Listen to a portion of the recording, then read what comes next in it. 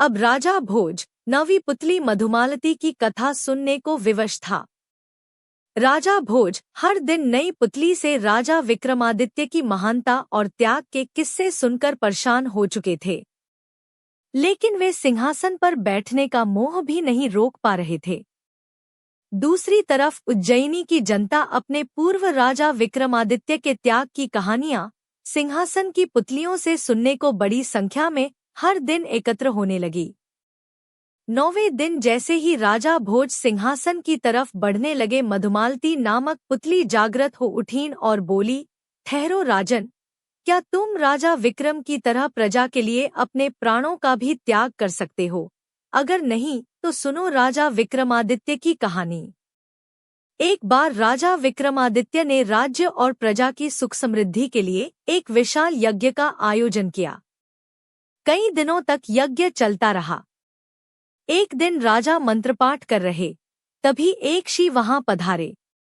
राजा ने उन्हें देखा, पर यज्ञ छोड़कर उठना असंभव था। उन्होंने मन ही मन ऋषि का अभिवादन किया तथा उन्हें प्रणाम किया।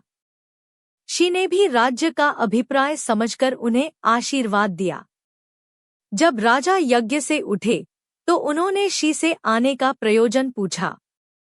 राजा को मालूम था कि नगर से बाहर कुछ ही दूर पर वन में ऋषि एक गुरुकुल चलाते हैं, जहां बच्चे विद्या प्राप्त करने जाते हैं। ऋषि ने जवाब दिया कि यज्ञ के पुनीत अवसर पर वे राजा को कोई असुविधा नहीं देते, अगर 8 से 12 साल तक के 6 बच्चों के जीवन का प्रश्न नहीं होता।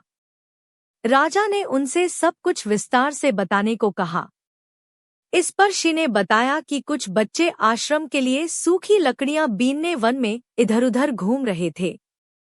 तभी 2 राक्षस आए और उन्हें पकड़कर ऊंची पहाड़ी पर ले गए। ऋषि को जब वे उपस्थित नहीं मिले तो उनकी तलाश में वे वन में बेचैनी से भटकने लगे। तभी पहाड़ी के ऊपर से गर्जना जैसी आवाज सुनाई पड़ी, जो निश्चित ही उनमें से एक राक्षस की थी। राक्षस ने कहा कि उन बच्चों की जान के बदले उन्हें एक पुरुष की आवश्यकता है, जिसकी वे मां काली के सामने बलि देंगे। जब ऋषि ने बलि के हेतु अपने आप को उनके हवाले करना चाहा तो उन्होंने असहमति जताई। उन्होंने कहा कि ऋषि बूढ़े हैं और काली मां ऐसे कमजोर बूढ़े की बलि से प्रसन्न नहीं होगी। काली मां की बलि के लिए अत्यंत स्वस्थ क्षत्रिय की आवश्यकता है। राक्षसों ने कहा है कि अगर कोई छल या बल से उन बच्चों को स्वतंत्र कराने की चेष्टा करेगा तो उन बच्चों को पहाड़ी से लुढ़का कर मार दिया जाएगा। राजा विक्रमादित्य से ऋषि की परेशानी नहीं देखी जा रही थी। वे तुरंत तैयार हुए और ऋषि से बोले, आप मुझे उस पहाड़ी तक ले चले। मैं अपने आप को काली के सम्मुख बलि के लिए प्रस्तुत करूंगा। मैं स्वस्थ हूं और क्षत्रिय भी। राक्षसों को कोई आपत्ति नहीं होगी। ऋषि ने सुना तो हतप्रभ रह गए। उन्होंने लाख मनाना चाहा, पर विक्रम ने अपना फैसला नहीं बदला। उन्होंने कहा, अगर राजा के जीवित रहते उसके राज्य की प्रजा पर कोई विपत्ति आती है तो राजा को अपने प्राण देकर भी उस विपत्ति को दूर करना चाहिए। राजा ऋषि को साथ लेकर उस पहाड़ी तक पहुंचे। पहाड़ी के नीचे उन्होंने अपना घोड़ा छोड़ दिया तथा पैदल ही पहाड़ पर चढ़ने लगे। पहाड़ी वाला रास्ता बहुत ही कठिन था, पर उन्होंने कठिनाई की परवाह नहीं की। वे चलते चलते पहाड़ की चोटी पर पहुंचे।